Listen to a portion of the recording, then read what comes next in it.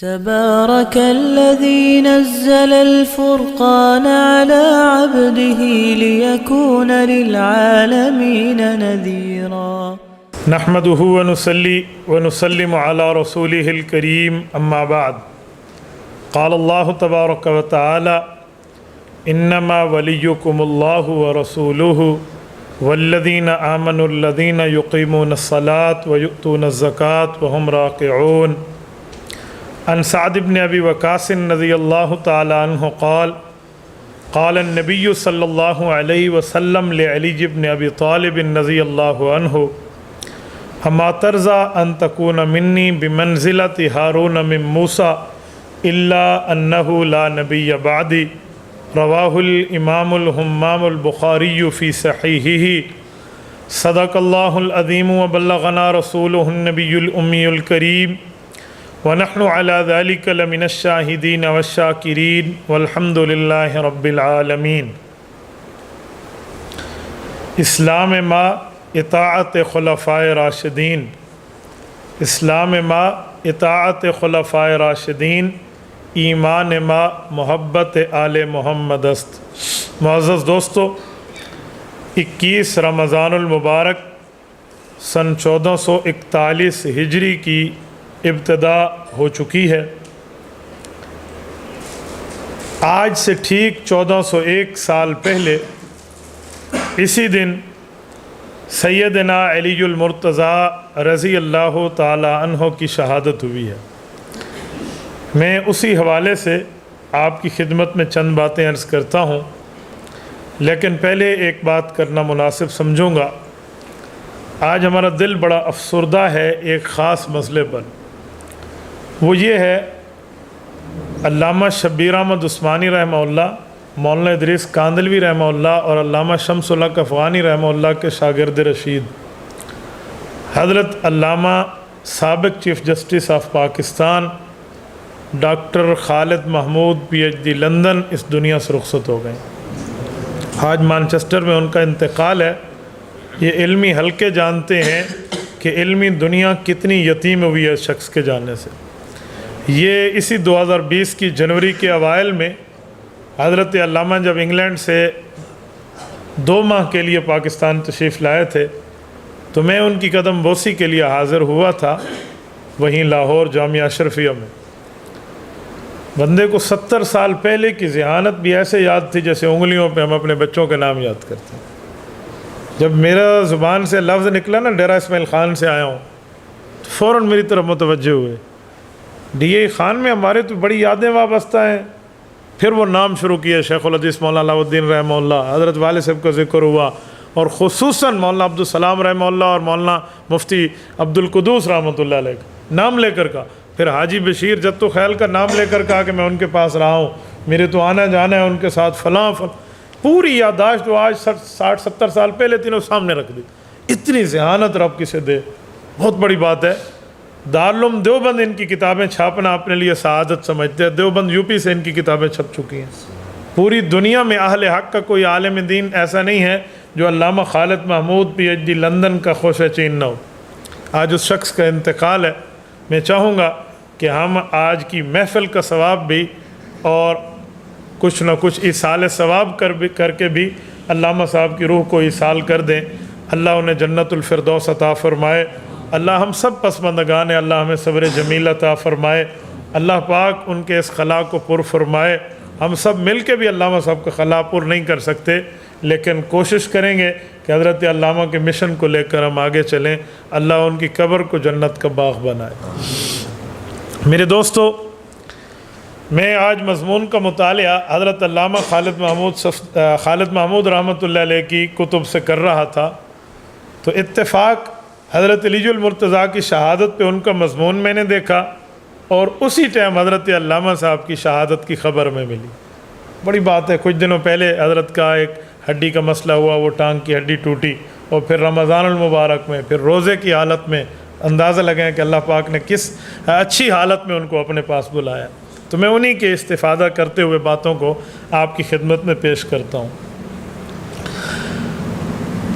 حضرت سیدنا علی المرتضیٰ رضی اللہ تعالیٰ عنہ کا رسول اللہ صلی اللہ علیہ وآلہ وسلم سے وہ مایہ ناز تعلق ہے جس تعلق کو کبھی فراموش نہیں کیا جا سکتا۔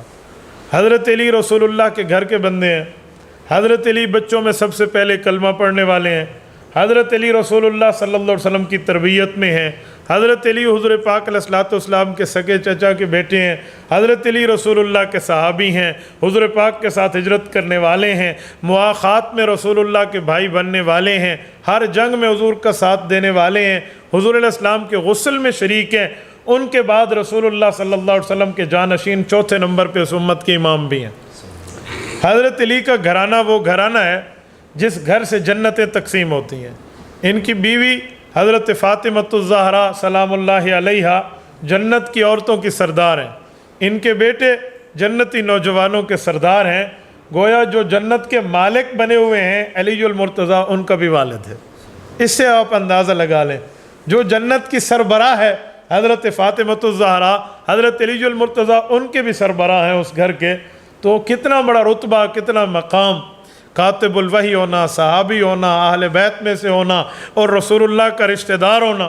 کئی موقعوں پہ اللہ کے رسول نے اس کا اظہار کیا، پیار دیا، محبت دی، یگانگت دی، تعلق دیا، اس کو فراموش نہیں کیا جا سکتا۔ میں کوشش کروں گا سیرت علی المرتضیٰ پہ ایک ایک جھلکی تھوڑی تھوڑی سی آپ کی خدمت میں ان کی پیدائش سے شہادت تک پیش کر دوں۔ حضرت علی المرتضیٰ رضی اللہ تعالیٰ عنہ جب اسلام قبول کرتے ہیں تو بچوں میں سب سے پہلے کلمہ طیبہ اس دھرتی پہ جس نے پڑھا ہے وہ علی المرتضیٰ رضی اللہ عنہ ہے۔ جب حضرت علی کلمہ پڑھ کے اللہ کے رسول کے دامن سے وابستہ ہو جاتے ہیں تو جو کام رسول اللہ کا وہی کام علی المرتضیٰ کا۔ یہ معاملہ چلتا رہا چلتا رہا چلتا رہا تا وقت ہے کہ ہجرت کا وقت آیا۔ جب ہجرت کی رات رسول اقدس صلی اللہ علیہ وسلم اپنے سفر کو شروع فرما رہے تھے تو حضرت علی المرتضیٰ کو طلب فرمایا۔ حضرت علی المرتضیٰ تشریف لائے، اللہ کے رسول صلی اللہ علیہ وآلہ وسلم فرمانے لگے، علی یہ امانتیں دیکھی ہیں؟ رسول اقدس صلی اللہ علیہ وسلم کا گھر دشمنوں کی امانتوں سے بھرا ہوا تھا۔ دشمن صادق اور امین کہتے تھے کہ یا رسول اللہ میں جانتا ہوں یہ امانتیں آپ کے پاس ان لوگوں نے رکھی ہیں جو آج آپ کے مخالف ہیں، لیکن آپ کی دیانت و امانت و سچائی پر اتنا اعتماد ہے کہ دشمن سمجھ کے بھی امانت آپ کے پاس رکھی ہوئی ہے۔ حکم کہ میں اللہ کے حکم سے ہجرت کر کے جا رہا ہوں، تو یہ امانتیں واپس کر کے ان لوگوں کو میرے پیچھے مدینہ منورہ چلے آنا۔ سیدنا علی المرتضیٰ نے زبان حال سے پوچھا ہوگا کہ لوگوں کی امانتوں کا پہرے دار آپ مجھے بنا رہے ہیں اور آپ تو اللہ کی ذات کی امانت ہے۔ حضرت ابو بکر صدیق کے بارے میں اللہ کے رسول نے فرمایا بحکم خدا اس امانت کی حفاظت ابو بکر کرے گا۔ یہاں حضرت علی المرتضیٰ کو سلایا اور حضرت رسول اللہ چل پڑے۔ یہاں ہمارے بعض ظرافت بزرگ علماء نے ایک جملہ بولا ہے، وہ اس جگہ کے 100% مطابق ہے۔ کہ حضرت علی نے فرمایا کہ اللہ کے رسول فرماتے ہیں کہ صبح اٹھ کے پیچھے چلے آنا، تو حضرت علی نے فرمایا زندگی میں ہر رات سویا ہونا تو یہ خوف لگا رہتا تھا کہ ہو سکتا ہے میں صبح موت کی آغوش میں چلا جاؤں اور اٹھ نہ سکوں۔ یہ زندگی کی واحد رات تھی جس پر مجھے یقین تھا چڑھتے سورج کی طرح کہ علی تو نے اٹھنا ہے، کیونکہ حضور فرما گئے تھے صبح اٹھ کے میرے پیچھے چلے آنا۔ سیدنا علی المرتضیٰ رضی اللہ عنہ نے یہ معاملہ کیا۔ آپ اندازہ لگیں حضرت علی کی رسول اللہ سے محبت دیکھیں۔ حضرت علی کو حضور اپنے بستر پر سلا رہے ہیں، عام حالات میں نہیں، خاص حالات میں، ایمرجنسی کے حالات میں۔ یہ وہ وقت ہے جب کافروں نے گھر کا گھیراؤ کر کے حملہ کرنے کا پروگرام بنا رکھا ہے۔ اب حضور علیہ السلام کے بستر پہ اس ٹائم سونا تاکہ وہ بندے اگر گھر میں داخل ہوں تو آگے حملہ کریں۔ حضرت علی المرتضیٰ کا یہاں سونا کتنی بڑی بہادری کی بات ہے۔ اس موقع پہ تو لوگ ساتھ بھی چھوڑ جاتے ہیں۔ عام طور پہ کسی کو پتہ چلے نا کہ فلاں کو ذات کو خطرہ ہے، آج تو موبائل باندھ دے دیکھا دوری ورم بات پوچھ سوں، حالات یہ ہوتے ہیں۔ حضرت علی خود کو جان جوکھی کر رہے ہیں اور وہیں ڈال رہے ہیں۔ تو حضور علیہ السلام سے ان کی محبت دیکھیں۔ ہجرت کر کے اللہ کے رسول مدینہ منورہ پہنچ جاتے ہیں۔ سیدنا علی المرتضیٰ رضی اللہ عنہ کا مقام اور مرتبہ اللہ کے رسول کی نظروں میں دیکھیں۔ حضور علیہ السلام نے 14 دن قیام فرمایا ہے۔ حضرت کلثوم بن حدم الانصاری رضی اللہ عنہ کے گھر مدینہ منورہ مدینہ منورہ نہیں گئے، ان کا گھر مسجد قباء کے ساتھ ہے، آج بھی موجود ہے، میں نے زیارت کی ہے ان کے گھر کی۔ حضرت کلثوم بن ادم کے مکان پہ اللہ کے رسول 2 ہفتے رک رہے ہیں، اس دوران قباء کی تعمیر ہوتی ہے، مدینہ منورہ شہر نہیں جا رہے، حالانکہ روزانہ وہ لوگ بلا رہے ہیں، تا وقت ہے کہ حضرت علی ہجرت کر کے حضور کے پاس پہنچے ہیں اور حضور کا قافلہ مدینہ سٹی کو روانہ ہوا۔ جب مدینہ منورہ پہنچ گئے، حضور اقدس صلی اللہ علیہ وسلم کا حضرت علی المرتضیٰ سے تعلق 54 صحابہ کرام وہ ہیں جو ہجرت کر کے مکہ مکرمہ سے آئے ہیں اس وقت میں۔ یہ ابتدا میں مواخات قائم ہوئی ہے۔ مواخات کا معنی ایک انصاری ایک مہاجر کو بھائی بھائی بنا دیا گیا ہے، آپ کاروبار میں بھی شریک ہو، گھر بار میں بھی شریک ہو، دوستی میں بھی شریک ہو، آپ بھائی ہو۔ 53 بندوں کا معاملہ تو طے ہو گیا ہے، 52 بندوں کا بھائی بن گئے 2 بندے رہ گئے، ایک خود اللہ کے رسول نے اپنے آپ کو روکا ہوا ہے اور ایک حضرت علی کو روکا ہوا تھا۔ ان کی مواخات مدینہ منورہ میں کسی سے نہیں ہوئی۔ جب یہ سارے ہو گئے تو حضور علیہ السلام نے حضرت علی کے کندھے پہ ہاتھ رکھ کے فرمایا میری اور علی کی آپس میں مواخات ہے، ہم آپس میں دونوں بھائی بھائی۔ یعنی کتنا پیار کا تعلق۔ حضرت علی المرتضیٰ رضی اللہ عنہ کا جنگ بدر میں اللہ کے رسول کا ساتھ دینا دیکھیں۔ جنگ بدر میں جب صحابہ کرام نکلے نا کافروں کے مقابلے میں، تو مدینہ کے صحابہ کرام حل میں مبازر ہے کوئی مقابلے میں آنے والا، اس کی آواز پہ نکلے تھے۔ تو جب مدینے والے نکلے تو مکہ کے کافروں نے حضور کا نام لے کر پکارا کہ ہمارے مقابلے میں مکے والے بھیجو، ہم ان کے مقابلے خود کو سمجھتے ہی نہیں ہیں، یہ ہمارے مقابلے ہیں مدینہ۔ انہوں نے اعتراض کی تو حضور علیہ السلام نے مدینہ کے صحابہ کو واپس بلایا۔ حضرت علی، حضرت عبیدہ اور حضرت حمزہ، یہ تینوں مکی صحابہ رضی اللہ عنہ، ان کو حکم فرمایا آپ جائیں۔ یہ تینوں گئے ہیں اور تینوں کے مقابلے میں تینوں کا جو شکار کا عالم ہوا ہے وہ جنگ بدر آپ جانتے ہیں کہ فضائے بدر پیدا کر فرشتے تیری نصرت کو اتر سکتے ہیں گردوں سے قطار اندر قطار۔ اب بھی کافر کو وہ مار پڑی، وہ 1000 بندہ 313 سے شکست کھا گیا، جن 313 کے کل 8 بندوں کے پاس گھوڑے تھے، 9 بندوں کے پاس تلواریں تھی، 70 کے پاس نیزے تھے، باقی نہتھے تھے جن کے پاس چھڑیاں تھیں۔ تو یہ مارکے میں حضرت علی المرتضیٰ کا ایک نامی گرامی کارنامہ ہے۔ جنگ احد میں حضرت علی المرتضیٰ کا ایک خاص کارنامہ ہے، اللہ کے رسول صلی اللہ علیہ وسلم کی وہ خود کی لکڑیاں، خود کہتے ہیں وہ جنگی ٹوپی کو، اس کی جو کڑیاں تھی وہ حضور علیہ السلام کی رخسار میں گھس گئی تھی، اس کو نکالنے میں ایک صحابی کے 2 دانت چلے گئے۔ پھر اس جگہ کی جو فیلنگ ہوئی ہے، اس کو جو مرہم پٹی کی گئی ہے، وہ حضرت فاطمہ نے چٹائی کو جلا کے اس کی راکھ یہاں رکھی تھی، اس میں حضرت علی شامل ہے۔ جنگ خندق میں حضرت علی کا کردار بھی بہت بڑا کردار ہے۔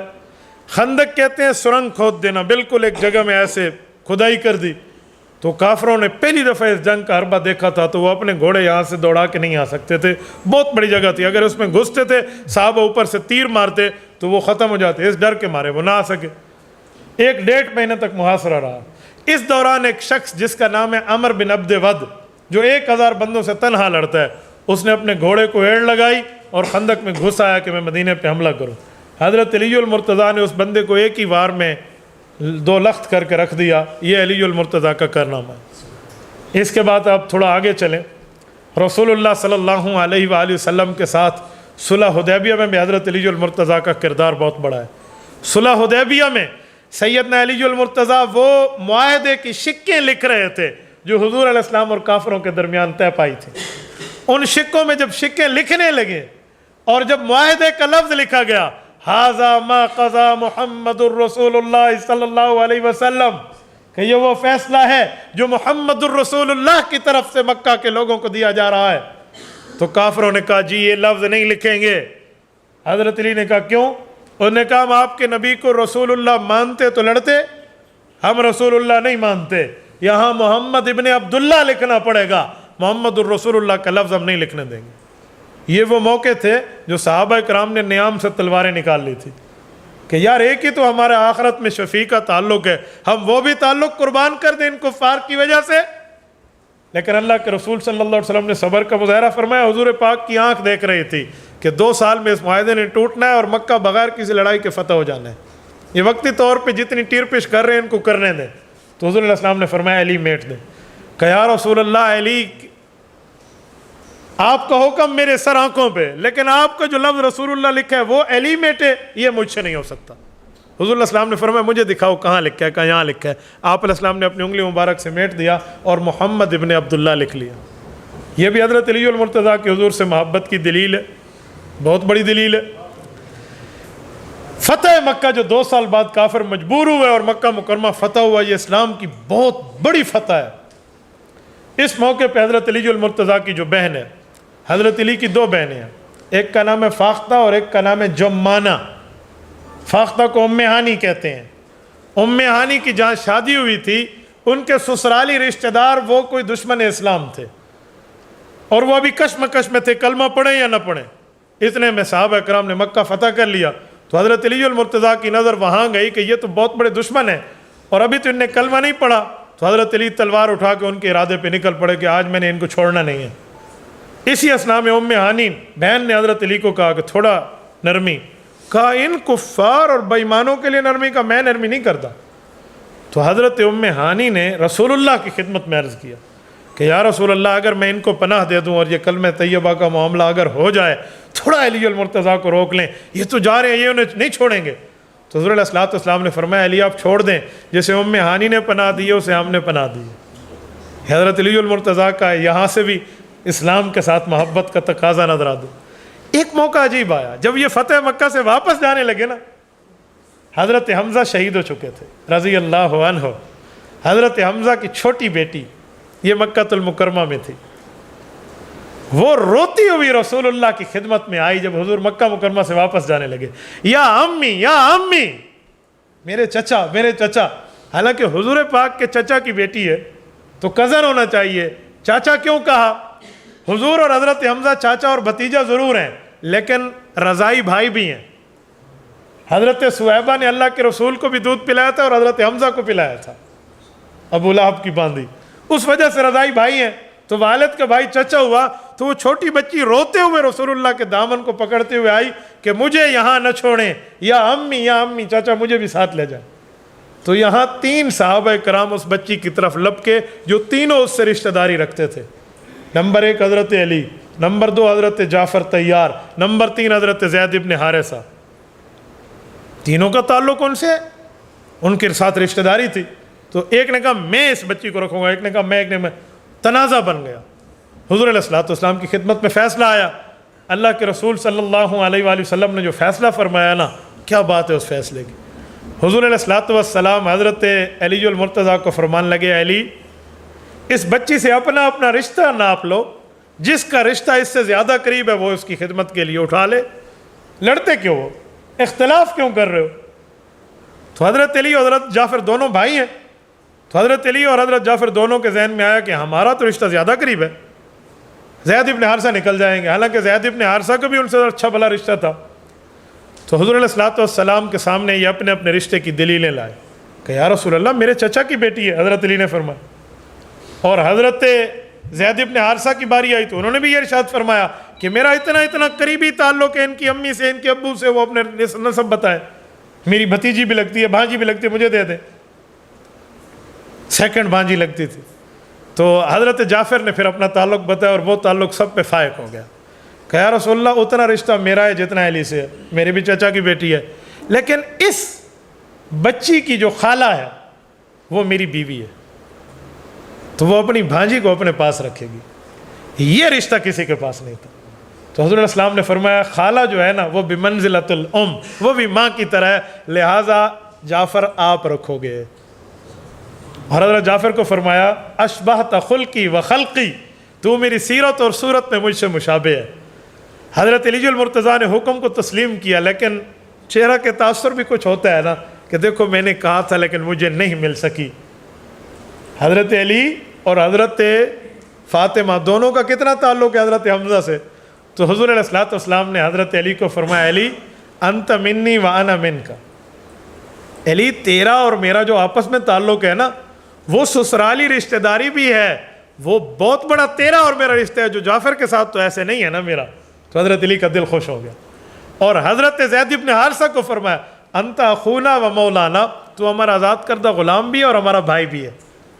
تو یہ رسول اللہ کی طرف سے جو جملے ملے یہ معاملہ صحیح ہو گیا۔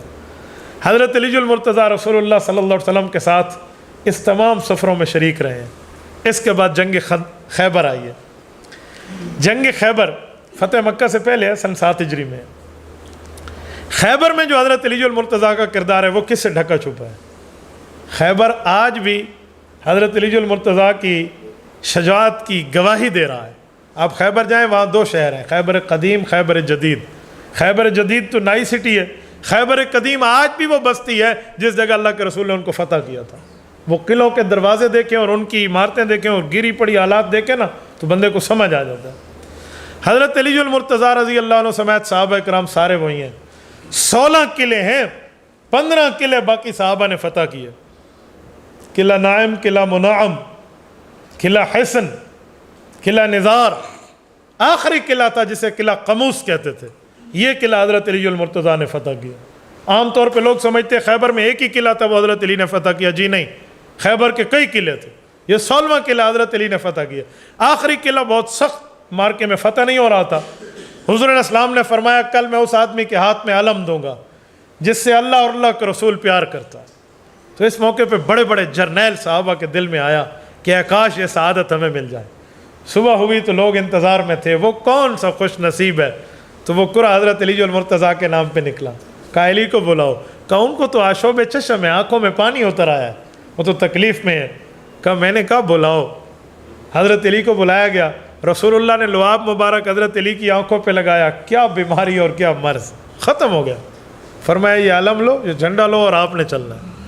حضرت علی المرتضیٰ رضی اللہ تعالی عنہ نے جب وہاں وار کرنے کے لیے سفر کیا ہے، جوانی کا عالم ہے، کوئی اتنی بزرگی بھی نہیں ہے، کوئی سفید داڑھی بھی نہیں ہے، مقابلے میں مرحب جیسا کافر تھا جو ہزاروں بندوں سے تنہا لڑتا تھا۔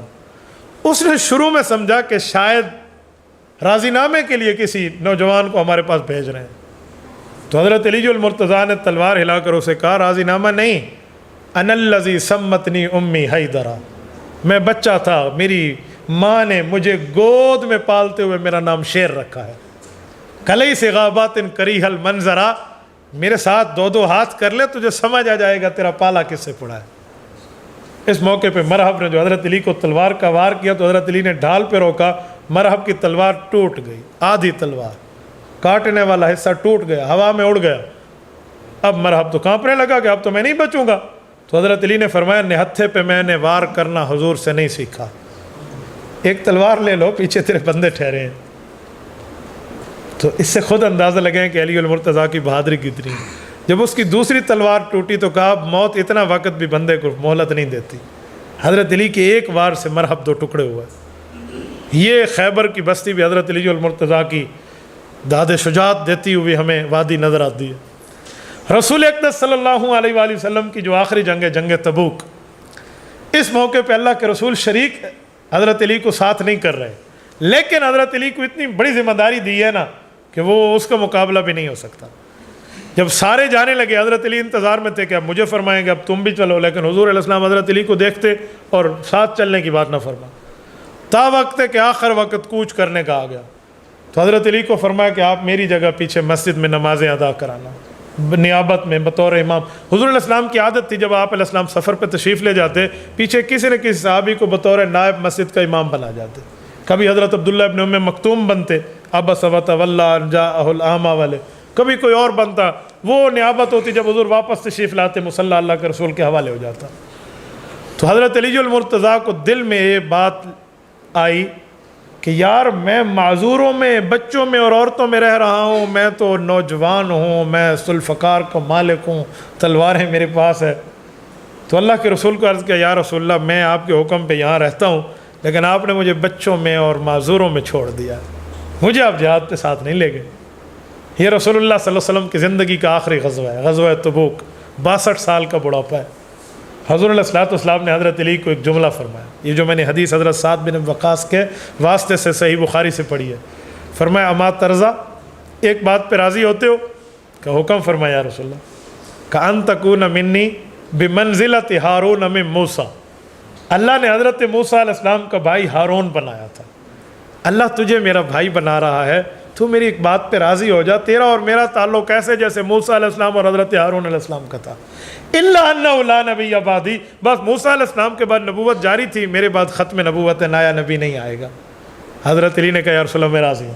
یہ اعزاز حضرت علی کو ملا. حضور تبوک تشریف لے گئے. اما ترضا لفظ یاد رکھنا, اما ترضا تو راضی ہے. اس وجہ سے حضرت علی کو کہتے ہیں علی المرتضی کہ یہ اللہ سے راضی ہے. یہ مرتضی لقب ملنے کی وجہ اما ترضا ان تکون ولی حدیث پاک ہے. اس وجہ سے ان کو مرتضی کہا جاتا ہے کہ یہ اس فیصلے پہ رسول اللہ کے راضی ہو گئے تھے کہ آپ کو اور میرا تعلق یہ بن گیا ہے. یہ کچھ وہ حضرت علی المرتضی کی رسول اللہ کے ساتھ جنگوں میں تھوڑی سی جھلکیاں میں نے دی ہیں. اللہ کے رسول کے ساتھ حضرت علی کی محبتوں کے واقعات اور بھی ہیں. جب حضرت فاطمۃ الزہرا رضی اللہ عنہ کی شادی ہونے لگی نا, تو رسول اقدس صلی اللہ علیہ وآلہ وسلم کے پاس جب حضرت علی گئے تو پوچھا حق مہر کی ترتیب آپ کیا رکھو گے؟ تو حضرت علی المرتضی رضی اللہ عنہ نے عرض کیا یا رسول اللہ میں حق مہر کا بندوبست کر لوں گا. حضرت علی نے غنیمت میں ملنے والی زرہ حضرت عثمان کو جا کے فروخت کی تاکہ وہ 400 درہم ملیں اور حق مہر ادا کرو. حضرت عثمان کا تو حضور علیہ السلام کے گھر سے دامادی کا تعلق حضرت علی سے پہلے ہے نا. حضرت رقیہ اور ام کلثوم کی شادی بڑی بہنوں کی حضرت فاطمہ سے پہلے ہے. تو حضرت عثمان سمجھ گئے کہ یہ کس لیے زرہ فروخت کر رہے ہیں, گھر کی بات ہے نا, سسٹر ان لا ہے. تو حضرت عثمان نے اس وقت یہ سوچا کہ میں ان کو کہوں حق مہر کے پیسے تمہیں میں دیتا ہوں, زرہ اپنے پاس رکھ لے, تو یہ ایک اچھی بات نہیں بنے گی, یہ عزت نفس کا مسئلہ ہوگا. ابھی ان سے زرہ لے لیتا ہوں, اس کی قیمت دے دیتا ہوں, شادی پہ جا کے زرہ گفٹ کر دوں گا, بھی آپ کو شادی کا تحفہ ہے, زرہ بھی چلی جائے گی, تعاون بھی ہو جائے گا. تو حضرت عثمان نے 400 درہم دیے, کہا زرہ تو میں بہت اچھی زبردست, کیا بات ہے اس طرح کی دلداری کی. زرہ لے لی اور شادی پہ جا کے زرہ تحفے میں دے دی. اب تو انکار کی گنجائش نہیں تھی نا, میرج گفٹ ہے. اور حضرت ابوبکر اور حضرت عمر اس نکاح کے گواہ بنے ہیں اور رسول اللہ صلی اللہ علیہ وسلم نے اس نکاح کو پڑھایا ہے. یہ سیدنا علی المرتضی کی شادی ہے. اچھا, صحابہ کرام اور حضرت علی المرتضی اور رسول اللہ کے تعلقات میں ایک واقعہ اور بھی ہے. ایک دن اللہ کے رسول صلی اللہ علیہ وسلم حضرت فاطمہ کے گھر تشریف لائے. اللہ کے رسول اکثر یہاں تشریف لاتے اور حضرت فاطمہ اکثر اللہ کے رسول کے پاس تشریف لایا کرتی تھی. حضرت علی المرتضی گھر میں موجود نہیں تھے. این ابن عمی کی یا فاطمہ, آپ کے چچا کا بیٹا کہاں ہے؟ یہ رسول اللہ نے حضرت فاطمہ سے پوچھا. حضرت فاطمہ نے جو بات بتائی تو وہ سچی بات کر دی جو مسئلہ تھا. کہا ان بینی و بینہ شیء فغاض بنی فلم یقل عندی, صحیح بخاری. کہا ایک مسئلے میں تھوڑی سی اونچ نیچ ہو گئی ہے میرے اور علی کے درمیان, تو غصہ ہو گئے اور غصہ ہو کے میرے پاس یہاں قیلولہ کرنے کے لیے, دوپہر کی نیند سونے کے لیے نہیں آئے اور یہاں سے چلے گئے. حضور علیہ الصلوۃ والسلام نے صحابہ کرام کو بھیجا کہ ذرا ڈھونڈو جاؤ علی ہے کہاں, لیکن اسے نہ بلانا, پہلے مجھے بتانا وہ کہاں ہے, پھر دیکھیں گے کہ اسے بلایا جائے یا کیا کیا جائے. حضرت سہل ابن سعد رضی اللہ عنہ نے جا کے ڈھونڈ لیا کہ وہ مسجد نبوی میں ایک جگہ جا کر دوپہر کی نیند وہ قیلولہ کی سوئے ہوئے ہیں. حضرت رسول اللہ صلی اللہ علیہ وسلم یہاں تشریف لے گئے, اوپر بلایا نہیں, وہ نیند میں سوئے ہوئے تھے. اس سے امام بخاری رحمۃ اللہ علیہ نے ایک استدلال کیا ہے کہ مسجد میں سونا جائز ہے, کہ حضرت علی سوئے ہوئے تھے. اس حدیث سے امام بخاری نے مسئلہ اخذ فرمایا. آپ علیہ السلام نے اوپر جا کر حضرت علی کو جگایا اور فرمایا قم یا ابا تراب, قم یا ابا تراب. تراب کہتے ہیں مٹی کو. حضرت علی جو چادر گھر سے اٹھا کے لائے تھے نا سونے کے لیے, نیند میں سائیڈ بدلی تو چادر ایک طرف چلی گئی, خود مٹی پہ چلے گئے, تو مٹی مٹی جان ہو چکی تھی. حضور نے اٹھاتے ہوئے فرمایا قم یا ابا تراب, اے مٹی مٹی ہونے والے اٹھ جا. ابو تراب کا معنی مٹی کا ابو نہیں ہے, ابو تراب مٹی والے, کہ مٹی والے اٹھ جا. تو حضرت علی المرتضیٰ کو یہ لفظ اتنا اچھا لگا کہ کنیت ہی بن گئی ابو تراب. پہلے دنیا ابو الحسن کہتی تھی, اب ابو تراب بھی کہتی ہے, تو دونوں کنیتیں حضرت علی المرتضیٰ کی ہیں. یہ بڑا پیارا تعلق ان سے رہا. سیدنا علی المرتضیٰ رضی اللہ تعالیٰ عنہ نے حضرت فاطمہ کے ساتھ کتنا حسن سلوک سے زندگی گزاری. رسول اقدس صلی اللہ علیہ وسلم کی 4 بیٹیاں ہیں, حضرت زینب, حضرت رقیہ, ام کلثوم اور حضرت فاطمہ رضی اللہ عنہن. ان 4 بیٹیوں کی خصوصیت اسلام میں یہ ہے کہ جس شخص کے نکاح میں نبی کی بیٹی ہو, جب تک وہ بیٹی زندہ ہے وہ بندہ دوسری شادی نہیں کر سکتا, اس پہ سوکن نہیں لائی جا سکتی. یہ پیغمبر علیہ الصلوۃ والسلام کی بیٹی کا اعزاز ہے. تو حضور علیہ السلام کے 3 داماد ہیں نا، حضرت عثمان کو یک کے بعد دیگرے 2 بیٹیاں ملی، ان تینوں نے حضور علیہ السلام کی صاحبزادیوں کی زندگی میں دوسرا نکاح نہیں کیا. اگر وہ دنیا سے رخصت ہو گئی ہیں پھر نکاح کا معاملہ ہے، ورنہ نہیں ہے. حضرت علی المرتضیٰ نے بھی ایسے کیا ہے. 9 ازواج ہیں حضرت علی کی، 9 شادیاں وہ بات کی ہیں. میں آگے تفصیل دیتا ہوں ان کی اولاد، لیکن جب تک حضرت فاطمہ موجود رہی ہیں ایسا نہیں ہوا. سیدنا علی المرتضیٰ رضی اللہ تعالیٰ عنہ کی کئی واقعات ہیں جس پر مزید کلام کیا جا سکتا ہے، لیکن میں مختصر کرتے ہوئے آخر میں لاتا ہوں.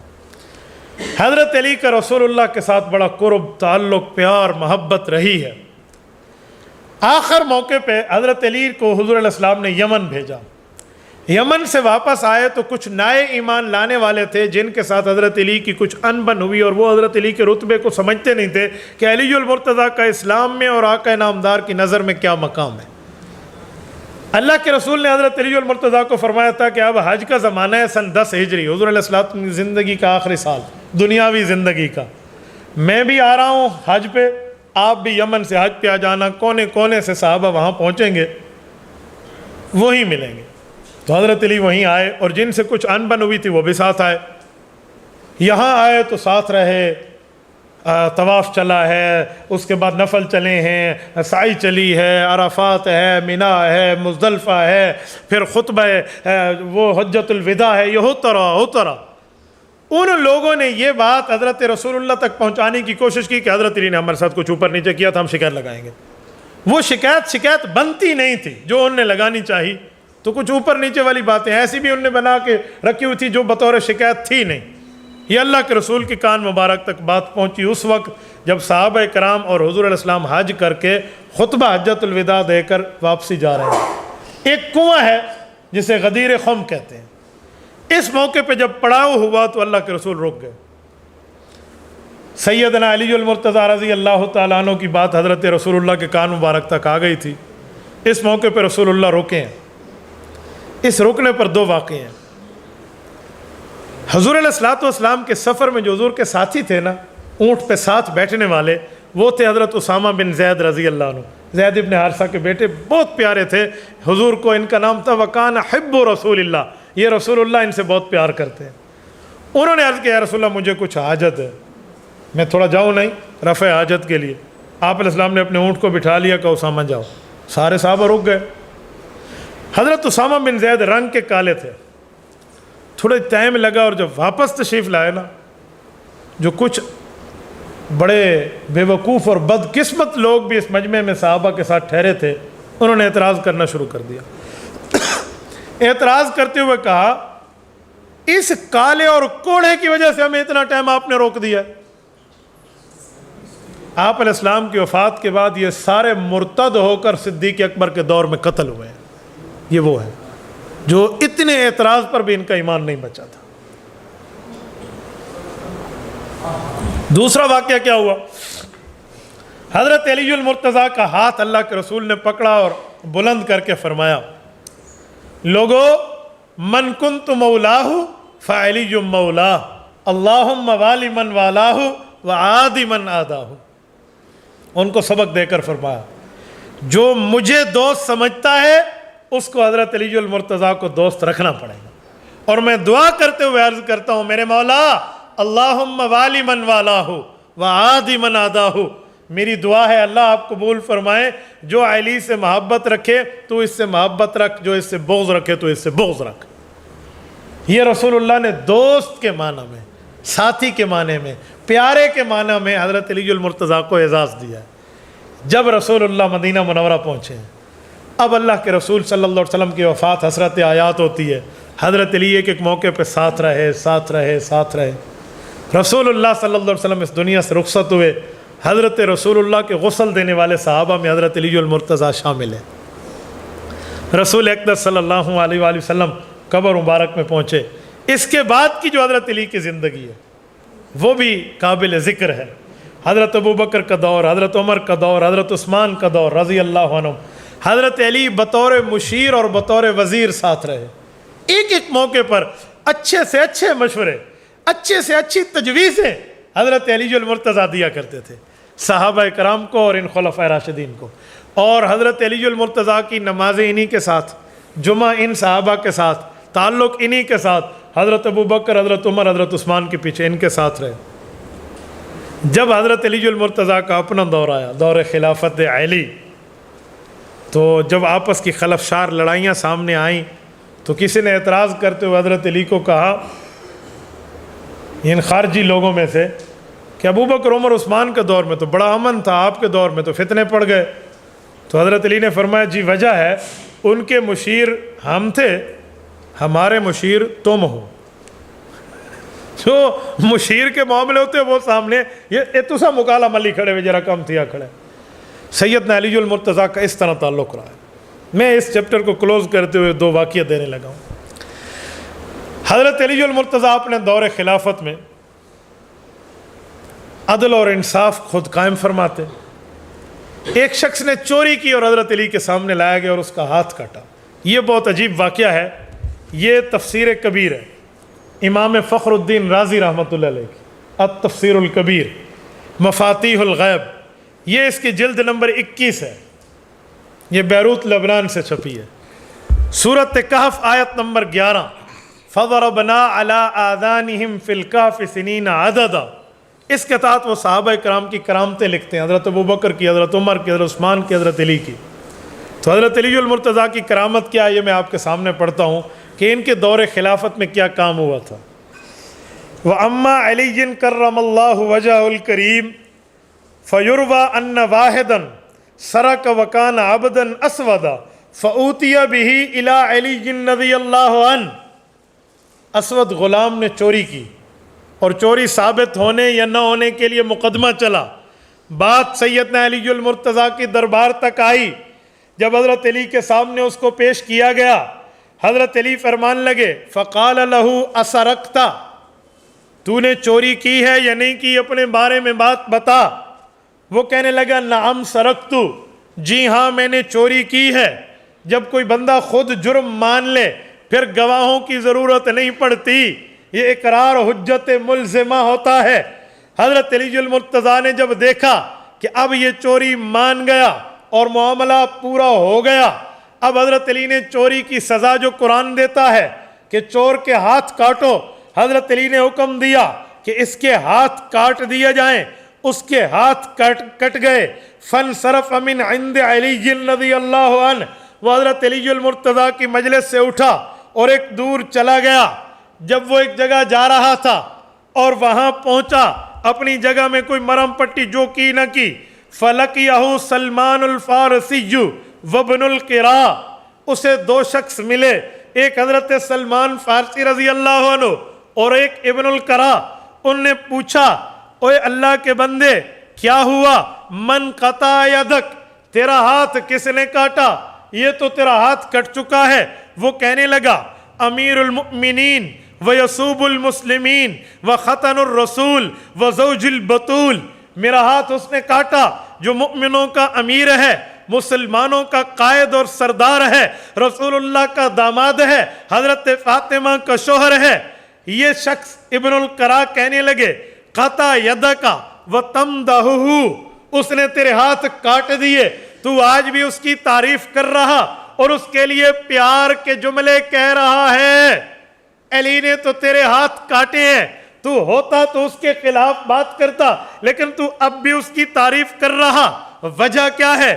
فقال، وہ بندہ کہنے لگا، وَلِمَ لَا أَمْدَحُهُ، میں اس کی تعریف کیوں نہ کروں، وَقَدْ قَطَعَ يَدِي بِحَقٍّ، اس نے سچ بات پر میرا ہاتھ کاٹا ہے، میں غلط تھا، مجھ سے غلطی ہوئی، شیطان نے مجھے چوری پر ابھارا، پھر میں نے اپنا جرم تسلیم کیا تو علی نے ہاتھ کاٹ کے دنیا میں سزا دی، وَخَلَّصَنِي مِنَ النَّارِ، اس کی وجہ سے اس نے مجھے جہنم سے آزاد کرا دیا۔ وہاں تو نہیں پوچھا جائے گا۔ فَسَمِعَ سلمان، جب ابن القراء پوچھ رہے تھے تو سلمان فارسی سن رہے تھے۔ انہوں نے کہا، بندے کا اتنا بڑا تقوی، گناہ کے بعد اتنی بڑی اچھی توبہ۔ تو انہوں نے کیا کیا؟ فَأَخْبَرَ بِهِ عَلِيًّا رضی اللہ عنہ، حضرت علی کی خدمت میں جا کر یہ بات کر دی کہ جس کے اوپر ہاتھ جاری ہوئی تھی نا وہ اسود غلام، جی وہ ہاتھ تو کٹ گیا تھا، وہ یوں کہہ رہا ہے اور آپ کی بھی تعریف کر رہا ہے اور کہہ رہا ہے اب ہاتھ کٹ چکا ہے، بس جہنم سے بچ گیا ہوں۔ حضرت علی المرتضیٰ بڑے متاثر ہوئے، کہ یار وہ اب بھی اتنا اپنی توبہ پہ قائم، کہ اور اسے بلاؤ، اللہ سے دعا کرتے ہیں اللہ پاک شاید کوئی کام فرما دے۔ فدعا علی رضی اللہ عنہ، حضرت علی المرتضیٰ فدعا اسودا، حضرت علی نے اس اسود کو بلایا، آ جاؤ۔ وہ واپس لوٹا دربار میں، وَوَضَعَ يَدَهُ عَلَى صَاعِدِهِ، اور اس نے ہاتھ پکڑا ہوا تھا تو حضرت علی المرتضیٰ نے اس سے کٹا ہوا ہاتھ لیا اور اس کے بازو کے ساتھ رکھ کر جوڑ دیا، وَغَطَّاهُ بِمِنْدِيل، اور اوپر اپنے رومال کو پھیرا، وَدَعَا بِدَعْوَاتٍ، اور ہاتھ اٹھا کر اللہ سے دعا کرنے لگے، میرے مولا ہم نے تیرا حکم پورا کیا۔ لیکن یہ بندہ آج بھی اس تقوی پر بیٹھا ہے، یہ جملے کہہ رہا ہے، میرا اللہ اس کے اوپر رحمت فرما۔ حضرت علی دعا مانگتے رہے اسے واپس بھیج دیا۔ جب یہ واپس گیا اور ابھی گھر نہیں پہنچا، یہ لوگ کہتے ہیں فَسَمِعْنَا صَوْتًا مِّنَ السَّمَاءِ، یہ اس نے رومال ابھی رکھا ہوا ہے اور آسمان سے منادیاں اور ندائیں شروع ہو گئی ہیں، اوپر سے آوازیں آ رہی ہیں، ارفع الرداء عن الید، ارفع الرداء عن الید، اے اللہ کے بندے ذرا اس رومال کو کھول تو صحیح، اوہ رومال تو کھول۔ اس بندے نے ڈرتے ڈرتے رومال کھولا، کھولنے لگا تو یہ صحابہ کہتے ہیں فرفعنا، ہم نے کھینچ کے پورا کھول لیا کہ یار بات ہے کیا؟ فَإِذَا الْيَدُّ قَدْ بَرَأَتْ بِإِذْنِ اللَّهِ تَعَالَى وَجَمِيلِ صُنْعِهِ، رب العزت کے حکم سے وہ ہاتھ دوبارہ جڑ چکا تھا اور پہلے سے زیادہ خوبصورت تھا۔ یہ سیدنا علی المرتضیٰ کے دور اقدس کی کرامت، یہ جلد نمبر 21 ہے اور تفسیر الکبیر ہے۔ یہ تفسیر الکبیر کی سورۃ کہف کی آیت نمبر 11 ہے، فَضَرَبْنَا عَلَىٰ آذَانِهِمْ فِي الْكَهْفِ سِنِينَ عَدَدًا، جس پر حضرت صدیق اکبر رضی اللہ عنہ کی وصیت ہے جو معروف بیان کی جاتی ہے، مشہور وہ بھی ہے، اور حضرت علی المرتضیٰ کی یہ بات بھی ہے، اور صفحہ نمبر اس کا 75 ہے۔ اس سے اندازہ لگائیں کہ سیدنا علی المرتضیٰ رضی اللہ عنہ کتنی بڑی شخصیت کے مالک ہیں۔ آخری بات، آج شہادت کی بات ہے تو میں حضرت علی المرتضیٰ کے آخری لمحات آپ کی خدمت میں کچھ باتوں کے مطابق عرض کرتا ہوں کہ سیدنا علی المرتضیٰ رضی اللہ عنہ نے آخر میں کیسی زندگی گزاری اور شہادت کیسے واقع ہوئی ہے۔ یہ کوفہ کی باتیں ہیں، عراق کی۔ سیدنا علی المرتضیٰ رضی اللہ تعالی عنہ کے قتل کا فیصلہ ہوتا ہے، خارجی بیٹھ کے قتل کا فیصلہ کرتے ہیں اور اکیلے نہیں کرتے، 3 بندوں کے جو اس وقت 3 مسلمانوں کے سردار تھے ان کے قتل کا فیصلہ کرتے ہیں۔ خارجی اس امت کا وہ بدترین طبقہ ہے جو صحابہ کرام رضی اللہ عنہم اجمعین کو جہنمی کہتا تھا، نعوذ باللہ، جن کو جنت کی خوشخبریاں اللہ کے قرآن نے دی ہیں۔ یہ وہ بدترین مخلوق ہے خارجی۔ اللہ کے رسول نے ان کے لیے فرمایا تھا کہ یہ قرآن پڑھیں گے اور ان کے حلق سے نیچے نہیں اترے گا۔ ان بےایمانوں نے بیٹھ کے 3 بندوں نے آپس میں مشورہ کیا اور مکہ مکرمہ میں مشورہ کیا کہ ایک علی ہے اس وقت، ایک معاویہ ہے اور ایک عمرو بن عاص ہے رضی اللہ عنہ، یہ تینوں کا بڑا نام ہے، تو ان تینوں کو مارنے کے لیے کون کون تیار ہے؟ تو 3 بندوں نے اکٹھا بیٹھ کر یہ فیصلہ کیا کہ ہم مارنے کے لیے تیار ہیں، اب بات کریں، بات ہے کیا؟ عمر بن بکیر تمیمی نے کہا میں عمرو بن عاص کو قتل کروں گا، یہ بے ایمان خارجی ہے۔ برق ابن عبداللہ تمیمی یہ کہنے لگا میں معاویہ بن ابی سفیان کو ماروں گا۔ حضرت علی کا نام آیا تو تھر تھر کانپنے لگے، اب 4 5 6 اور بھی بیٹھے ہیں، اب بات کوئی نہیں کر رہا بھائی، اب اس کے لیے کیا کریں گے؟ تو اسی اثناء میں ایک ظالم عبد الرحمن بن ملجم نے کہا یہ کام میں کروں گا۔ اب ان تینوں نے ایک تاریخ طے کی کہ اس تاریخ میں آج سے 2 ماہ بعد، 3 ماہ بعد، 4 ماہ بعد ایک تاریخ طے کرتے ہیں، اسی رات ان تینوں کو مار دیں گے، تو ادھر سفر کر، تو ادھر کر، تو اس ملک کر، ان کے علاقے میں جاؤ۔ تو ان تینوں نے 17 رمضان 18 رمضان طے کر کے سفر شروع کر لیا۔ ان میں یہ ملعون عبد الرحمن بن ملجم اپنے شکار کو، نعوذ باللہ حضرت علی المرتضیٰ کو جو شکار نعوذ باللہ کرنے آ رہا ہے، یہ ان کے شہادت کے منصوبے میں بظاہر کامیاب ہوا ہے۔ حقیقت تو کامیاب نہیں ہے، جہنم اس نے خریدی ہے، ظاہراً کامیاب ہوا ہے کہ اس نے حضرت علی کو شہید کیا۔ باقی 2 بزرگوں کو جو اس تاریخ پر حملہ ہوا تھا، جس تاریخ پر حضرت علی پہ ہوا ہے، ان دونوں کا بچاؤ ہو گیا۔ بچاؤ یوں ہوا کہ حضرت معاویہ بن ابی سفیان زخمی ہوئے، لیکن حضرت معاویہ کے ساتھ چلنے والوں نے اس بندے کو برق ابن عبداللہ تمیمی کو پکڑ لیا اور جو اس کا حشر نشر ہوا ہے پھر وہ دنیا جانتی ہے۔ رس سے اگلوایا کہ تو آیا کیسے ہے، پھر وہ طوطے کی طرح بول اٹھا کہ ہم یوں یوں یوں یوں آئے ہیں۔ پھر حضرت علی المرتضیٰ کے ان دشمنوں خارجیوں کو جو حضرت معاویہ نے دو دو ہاتھ کیے ہیں وہ بھی ایک تاریخ کا حصہ ہے۔ حضرت عامر ابن عاص اس رات اتفاق سے بیمار تھے، وہ صبح نماز پڑھانے تشریف ہی نہیں لائے، تو جو ان کی جگہ پہ بندہ نائب بن کے آیا وہ شہید ہو گیا تھا۔ حضرت علی کا یہی ہوا، یہ کوفہ پہنچا۔ اچھا، یہ عبد الرحمن بن ملجم، یہ ملجم کا بیٹا ہے، یہ اکیلا نہیں ہے، اس کے کئی بھائی ہیں۔ اس کے ایک بھائی کا نام ہے خالد بن ملجم۔ یہ ملعون کون ہے؟ جس نے حضرت عثمان کو شہید کیا ہے۔ یہ خالد بن ملجم قاتلین عثمان میں شامل ہے، اور عبد الرحمن بن ملجم چھوٹا بھائی حضرت علی کا قاتل ہے۔ یہ پیغمبر کے دامادوں کا ایک بھائی قاتل حضرت عثمان، اور دوسرے داماد حضرت علی کا قاتل ہے۔ اس سے اندازہ لگائیں کہ دشمن ان کو ایک سمجھتا ہے، تو جو ان کو علیحدہ علیحدہ کرے میں حیران ہو جاتا ہوں بعض بات۔ تو یہ عبد الرحمن بن ملجم آیا، کوفہ میں رہنے لگا ہے، اٹھنا بیٹھنا شروع کیا ہے، اور تلواریں بنانے کا اس نے کام رکھا ہوا ہے، اور بظاہر خود کو بڑا بہادر اور دلیر اور ادھر ادھر۔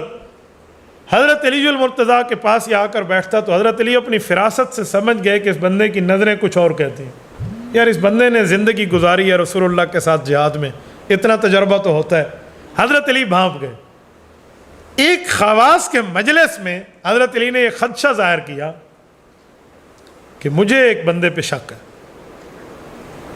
اور نام بھی لے لیا۔ تو ان بندوں میں سے حضرت حسن بھی بیٹھے ہیں، باقی بھی بیٹھے ہیں، انہوں نے تلواریں اٹھائیں کہ ہم ان کا کام تمام کر دیتے ہیں۔ تو حضرت علی نے ایک تاریخی لفظ بولا کہ ابھی تو میرا قاتل نہیں ہے تو وہ قتل کا مستحق کیسے ہے؟ اللہ اکبر، اللہ، کہ ابھی تو صرف شک ہے، شک کی بنیاد پہ آپ مارتے ہیں، روک دیا۔ حالانکہ کوئی اور ہوتا نہ وہ گئے شک کی بنیاد پہ مار سکو۔ سیدنا علی المرتضیٰ کی ترتیب دیکھی۔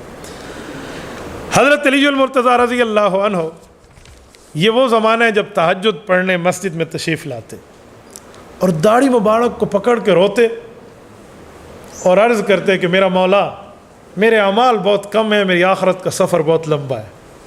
یہ حضرت علی المرتضیٰ کی کسر نفسی ہے، دنیا سے نفرت کی بات ہے، ورنہ اس بندے کے اعمال کم نہیں ہیں جس کو اللہ کے رسول نے فرمایا تھا تو جنت میں میرا پڑوسی ہے۔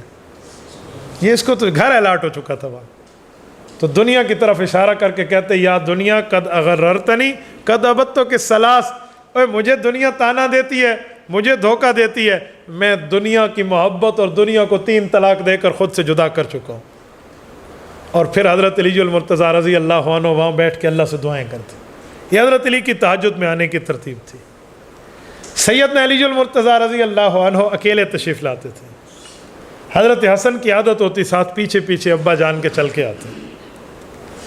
اس رات ایک عجیب اتفاق ہے، یہ 18 رمضان کو حضرت علی کو ضربت لگی ہے، وار لگا ہے، اور 21 کو حضرت علی کی شہادت۔ یہ بندہ اس زمانے کی جو صف تھی نا اس کے اندر چھپا ہوا ہے اپنے 2 ساتھیوں سمیت، تلوار اپنے پاس رکھی ہوئی۔ سیدنا علی المرتضیٰ رضی اللہ عنہ تشریف لائے ہیں، اور یہ رمضان المبارک ہے، اور حضرت علی المرتضیٰ رضی اللہ عنہ جمعہ کا دن ہے۔ صبح کے وقت نماز سے پہلے تشریف لاتے ہیں مسجد، جامع مسجد کوفہ، وقت کا امیر المؤمنین۔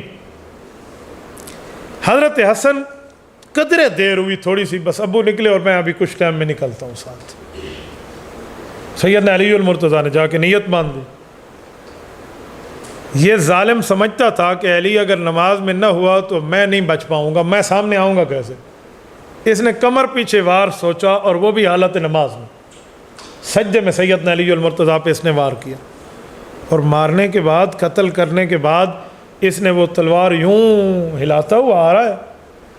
یہ 14 رمضان کے بعد 14ویں کا چاند ہے نا، 2 4 5 دنوں میں تو چاند ویسے ہی روشن ہوتا ہے، اس روشنی میں چاند کی چاندنی میں لگا ہوا خون اس پہ چمک رہا تھا، وہ لانتی یوں تلواریں ہلاتے ہوئے آ رہا ہے۔ پیچھے سے حضرت حسن آ رہے تھے، یہ سارے معاملے سے حضرت حسن باخبر تھے، لیکن تھوڑا سا ٹائم اوپر نیچے۔ حضرت حسن نے جو کندھے پہ چادر رکھی ہوئی تھی نا اس کو اتار لیا اور کہا کہ ابھی ابو جی گئے ہیں اس راستے سے، اور یہ کیا معاملہ ہے، کون آ رہا ہے؟ تو اس چادر کو جنگی ترتیب سے یوں ہلایا نا، ایک ترتیب سے، اس بندے کو اس سے پکڑ لیا۔ اور پکڑ کے اس کے بازو پیچھے باندھے اور درخت سے باندھا. کہا میں نہیں جانتا تو کہاں سے آ رہا ہے اور کیا کر کے آ رہا ہے, ذرا مجھے مسجد تک جانے دو, اور تو یہاں بندھا ہوا ہے, پھر آ کر میں دیکھتا ہوں کہ حالات ہے کیا. یہ حضرت حسن کی فراست تھی. جب مسجد گئے ہیں نا تو سیدنا علی المرتضیٰ اس وقت زخمی حالت میں. اب تو حضرت حسن رضی اللہ عنہ سے حضرت علی المرتضیٰ نے پوچھا کہ میرا قاتل کون تھا؟ کہا جی وہ خارجی, وہ یوں پکڑ لیا کہ جی پکڑ. حضرت علی کے لفظ ہیں فزت برب الکعبہ, مجھے کعبے کے رب کی قسم ہے میں کامیاب ہو گیا. کلمہ گو تو نہیں ہے نا میرا قاتل. کہا میں نے ابھی اپنی زندگی کا آخری سانس نہیں لیا, میں زندہ سلامت ہوں, ابھی اسے نہ مارنا, اچھا کھانا دینا اور اپنے پاس رکھنا. ہاں اگر میں اس دنیا سے چلا جاؤں پھر تو میں اختیار ہے, یا معاف کر دو یا میرے پیچھے اسے بھی روانہ کر دو. ہاں اللہ کے دربار میں اس سے میں جھگڑوں گا کہ اس نے کیا کیا ہے. حضرت علی المرتضیٰ کو گھر لایا گیا اور اس قاتل کو پکڑے ہوئے حضرت علی کے سامنے لائے. یہ لانتی اس وقت کہہ رہا تھا کہ میں نے تو جنت لے لی ہے, میں نے تو بہت اچھا کام کیا, اور میں نے یہ تلوار بنائی ہے, اور اس سے میں نے نیت کی تھی اللہ اس دنیا کے برے ترین آدمی اس تلوار سے قتل ہو تو قتل ہوا ہے. یہ حضرت علی کو کہہ رہا ہے لانتی. جواب سیدنا علی المرتضیٰ کا بڑا تھا. کہا ہم نے تم پر احسانات کیے تھے, ٹھیک ہے جس پر احسان کرو اس کے شر سے بچو. یہ تو سامنے آ گیا معاملہ. اچھا اگر میں اس دنیا سے چلا گیا نا, یہ حسن ٹھہرے ہیں, اسی تلوار سے واقعی بدبخت آدمی قتل ہوگا. نہیں سمجھے, اس تلوار سے واقعی بدبخت آدمی قتل ہوا, اور وہی ہوا. سیدنا علی المرتضیٰ کی شہادت کے بعد اسی تلوار سے اس کو قتل کیا گیا. تو جو اس نے قسم کھائی تھی نا اللہ اس تلوار سے بدبخت آدمی دنیا کا قتل ہو, تو خود ہوا ہے. یہ سیدنا علی المرتضیٰ رضی اللہ تعالیٰ عنہ کا وہاں تک معاملہ ہے. اور جب حضرت علی المرتضیٰ رضی اللہ عنہ آخری وصیت فرما رہے تھے, میرا جی چاہتے ہیں 1.5 صفحے کی ہے, میں آپ کو وصیت پڑھ کے سناؤں کہ حضرت علی المرتضیٰ نے اس موت کی کشمکش کے عالم میں بھی, زندگی اور موت کی کشمکش میں بھی دین کو نہیں چھوڑا, دینی دعوت کو نہیں چھوڑا, دینی اسلام کے احکامات کو نہیں چھوڑا. اور وصیت جو لکھوائی ہے نا ذرا وہ سنیں. حضرت علی المرتضیٰ لکھوانے لگے, بیٹا لکھو, میں گواہی دیتا ہوں اللہ وحدہ لا شریک ہے, اس کے سوا کوئی معبود نہیں ہے. حضرت محمد الرسول اللہ صلی اللہ علیہ وسلم اس کے بندے اور رسول ہیں. میری نماز, میری عبادت, میرا جینا مرنا سب کچھ رب العالمین کے لیے ہے جس کا کوئی شریک نہیں. مجھے اس چیز کا حکم دیا گیا ہے. بیٹا حسن, میں تمہیں اور اپنی تمام اولاد کو وصیت کرتا ہوں, جب مرنا تو اسلام پہ مرنا, سب مل کر اللہ کی رسی کو مضبوطی سے پکڑنا, آپس میں پھوٹ نہ ڈالنا, کیونکہ میں نے ابو القاسم رسول اللہ صلی اللہ علیہ وسلم کو فرماتے ہوئے سنا ہے, آپس کا ملاپ قائم رکھنا, روزے سے معاملے میں ساتھ رہنا, نماز سے اپنے افضل عمل سے اللہ کو راضی کرنا, اپنے رشتہ داروں کا خیال کرنا, ان سے بھلائی کرنا, خدا تم پر اس کی وجہ سے حساب کو آسان کر دے گا.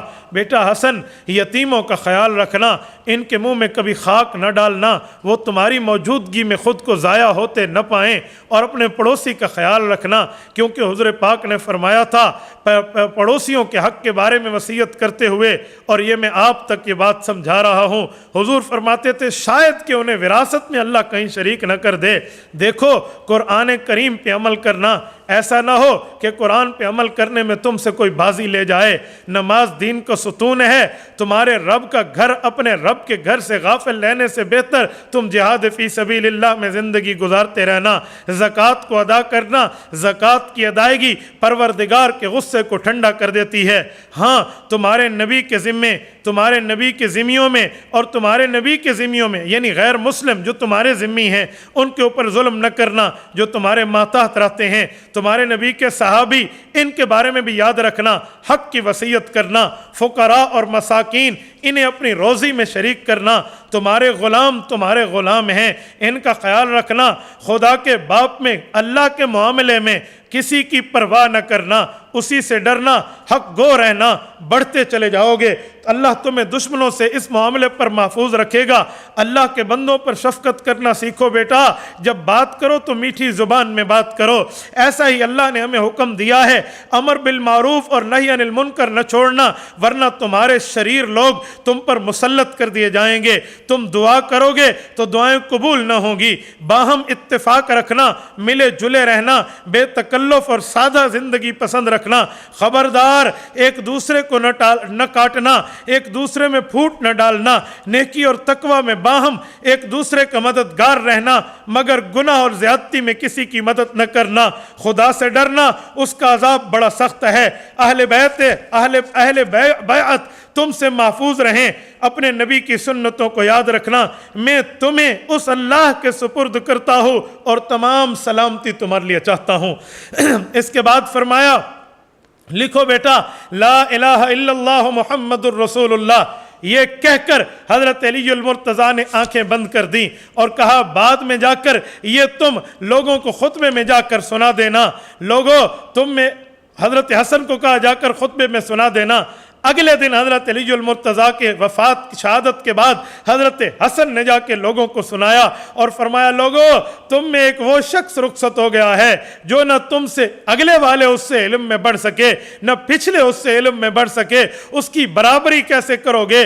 वो रसूलुल्लाह के झंडे को थामने वाला था, वो उसके हाथ पे अल्लाह फतह अता फरमाते थे। उसने सोना चांदी नहीं छोड़ा, अपने रोजीने से काट काट के 100 दिरहम गरीबों के लिए छोड़े थे। और 1 दिरहम 4 आने का होता था। ज़ैद इब्ने हुसैन से मरवी है, हजरत अलीउल मुर्तज़ा की शहादत की खबर जब कूफा से निकल के मदीना मुनव्वरा में पहुंची, कोहराम मच गया था। कोई शख्स नहीं था जो रोते हुए खुद को बेहोशी के करीब न कर बैठा हो। आज वही मंजर पेश हो रहा था जो रसूलुल्लाह की वफात के वक्त पेश था। रोने से मुराद इज्तिमाई रोना नहीं था, ये एक सदमा था जो हर तरफ रोना शुरू हो गया। बेख्तियार रो पड़े, कोई रोने का वक्त भी मुकर्रर नहीं था, लेकिन जैसे जैसे जिस बंदे को इल्म होता गया वो रोते रहे। इसके बरक्स हजरत अलीउल मुर्तज़ा रज़ी अल्लाह ताला अन्हो ने यह हुक्म दिया था और यह हुक्म सब्र का दिया। तो लोगों ने कहा था अगर सब्र का हुक्म न देते जो हजरत अली ने हुजूर की वफात पे कहा था, तो हम आज ऐसा रोते कि अपनी आंखों के समंदर को आखिर तक बहा देते। ये सैयदना अलीउल मुर्तज़ा की वसीयतें थी जो उम्मत को और अपनी औलाद को हजरत अली ने लिखवाई थी। ये वसीयतें जो चंद अल्फाज में, बाकी भी हैं लेकिन मैंने आपके सामने ख़ास पढ़ी हैं। इस आलम में जब मौत और हयात की कश्मकश में बंदा मुब्तला हो, इस तरह की तफसील से दीन के बारे में बात करना, ये अलीउल मुर्तज़ा का जिगर है, ये सैयदना अलीउल मुर्तज़ा का मकाम है। और हज़रत अली की पूरी ज़िंदगी को अगर एक सफ़े पर समझें तो इनकी पूरी ज़िंदगी में इनकी खिलाफत ये 4 साल और 9 माह बनती है। 17 रमज़ान सन 40 हिजरी को फजर के वक्त जामे मस्जिद कूफा में दाखिल होते वक्त मलऊन इब्ने मुलजम के वार से हज़रत अलीउल मुर्तज़ा शहीद हुए हैं। और आपके कातिब अब्दुल्ला बिन राफ़े थे, आपके काजी शुरह थे, आपके दरबान कंबर थे और आपकी अंगूठी पर लिखा हुआ था अल मुल्कु लिल्लाह, तमाम ताकतें मेरे अल्लाह का खासा है।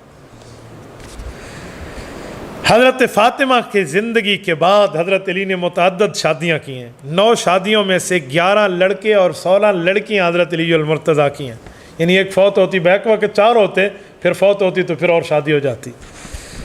हज़रत अलीउल मुर्तज़ा की बीवियों में जिनका नाम सर फ़हरिस्त है वो सैयदा फ़ातिमतुज़ ज़हरा हैं, जिनसे 6 औलादें हैं, 3 बेटियाँ और 3 बेटे, हसन, हुसैन और मुहस्सन, ज़ैनब, रुक़ैया और उम्मे कुलसूम। ये मुहस्सन और रुक़ैया बचपन में फ़ौत हो गए थे। 2 भाई और 2 बहनें ता वक्त ज़िंदा रहे, हज़रत हसन, हज़रत हुसैन, हज़रत ज़ैनब और उम्मे कुलसूम। दूसरी बीवी थी खौला बिनत जाफ़र, ये कबीला बनु हनीफ़ा से थी। इनसे हज़रत अलीउल मुर्तज़ा के एक बेटे हैं मोहम्मद, जिनको मोहम्मद बिन हनफिया कहते हैं, और दूसरे मोहम्मदुल अकबर हैं। एक बेटी साहबा थी, इसे उम्मे हबीब भी कहते हैं, ये जमा की बेटी थी। इससे हज़रत अलीउल मुर्तज़ा का एक बेटा है जिसका नाम है उमर बिन अली।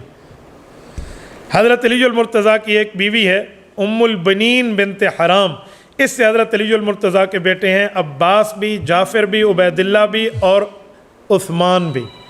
حضرت علی المرتضیٰ کی ایک بیوی کا نام ہے لیلہ بنت مسعود، اس سے 2 بیٹے پیدا ہوئے تھے، ایک کا نام عبید اللہ تھا اور ایک کا نام ابو بکر تھا۔ حضرت علی المرتضیٰ کی ایک بیوی کا نام اسماء بنت عمیس ہے، اس سے بھی 2 بیٹے پیدا ہوئے تھے، 3 بیٹے پیدا ہوئے۔ نمبر 1 محمد اصغر، نمبر 2 عون، نمبر 3 یحییٰ۔ حضرت علی کی 7ویں نمبر کی بیوی امامہ بنت ابی العاص، حضرت زینب رسول اللہ کی بیٹی ہے، یعنی حضرت فاطمہ کی بھانجی ہے، یہ حضرت علی المرتضیٰ کی بیوی ہے۔ حضرت حسن حسین کی مسات خالہ کی بیٹی بھی لگی اور امی بھی لگی، یہ بھی حضرت علی المرتضیٰ کی بیوی ہیں، اور ان میں ایک بیٹا پیدا ہوا تھا جس کا نام تھا محمد الاوسط۔ حضرت فاطمہ کی وفات پہ جب حضرت علی رونے لگے تھے نا وفات کے وقت، تو حضرت فاطمہ نے پوچھا تھا کہ رونے کی وجہ، کہا تم جیسی وفادار مجھ سے جدا ہو رہی ہے، کہا میری وفائیں دیکھنا ہے تو میری گود میں پلنے والی میری بھانجی سے شادی کر لینا، امامہ، یہ وہ ہے سیدنا امامہ، سیدہ امامہ، یہ رسول اللہ صلی اللہ علیہ وسلم کے کندھوں پر اس نے حضرت حسن حسین کی طرح سواریاں کی ہیں۔ حضرت امامہ کے بارے میں آتا ہے کہ حضور علیہ السلام کبھی نفل کے سجدے میں جاتے تو یہ سر پہ چڑھ جاتی، کمر پہ چڑھ جاتی، اللہ کے رسول اسے ساتھ اٹھا کے لے آتے، جب رکوع پہ جاتے اسے اتار دیتے، سجدے کے بعد پھر اٹھا کے بٹھا دیتے۔ یہ حضرت امامہ ہے، یہ بھی حضور پاک کی نواسی ہے۔ اور 8ویں نمبر پہ جو حضرت علی کی بیوی ہیں وہ ام سعید بنت عروہ بن مسعود ہیں، ان سے ام الحسن پیدا ہوئی تھی اور امت اللہ پیدا ہوئی تھی۔ اور حضرت علی المرتضیٰ کی نامی بیوی جو ہے یہ ممیات بنت امرأ القیس ہے، اس سے ایک بیٹا پیدا ہوا جس کا نام حارثہ ہے۔ یہ سیدنا علی المرتضیٰ کی زندگی پر مختصر میں نے چند باتیں کی ہیں، ورنہ کہاں میں اور کہاں نگہت گل نسیم صبح تیری مہربانی، ہمارے لیے کہاں ممکن ہے حضرت علی المرتضیٰ کی شان پر کچھ بات کر سکے۔ یہ چند باتیں خراج عقیدت کے طور پہ ہیں، اللہ ہمیں سیدنا علی المرتضیٰ کے غلاموں میں کل قیامت میں اٹھائے اور سیدنا علی المرتضیٰ رضی اللہ تعالیٰ عنہ کا ساتھ عطا فرمائے۔ آخر میں حضرت علی کے لیے ایک شاعرانہ کلام سنا کر میں بات ختم کرتا ہوں۔ اس شاعر نے حضرت علی کی زندگی کو اپنے ان 7-8 اشعار میں بند کیا ہے۔ وہ کہتے ہیں زمین سے عرش تک مہکا ہوا لاشعور اس کا، فرشتوں کی عبادت سے مقدس ہے غرور اس کا، یعنی کافر کے مقابلے میں ہمت۔ شجاعت کی لکھی جائے گی جب تاریخ دنیا میں، تو سب ناموں سے پہلے نام آئے گا ضرور اس کا۔ شہادت چومتی ہے جب کسی غازی کی آنکھوں کو، نظر آتا ہے لہراتا ہوا بے خوف نور اس کا۔ کہی تھی میں نے اس کی منقبت عرصہ ہوا، لیکن ابھی تک تیرتا پھرتا ہے آنکھوں میں سرور اس کا۔ نگاہوں میں امنڈ آتی محبت جوش کی انجم، لبوں پہ نام جب لاتے تھے محفل میں حضور ان کا۔ الحمدللہ رب العالمین والعاقبۃ للمتقین والصلاة والسلام علی سید الرسل وخاتم النبیین۔ ربنا ظلمنا انفسنا وإن لم تغفر لنا وترحمنا لنکونن من الخاسرین۔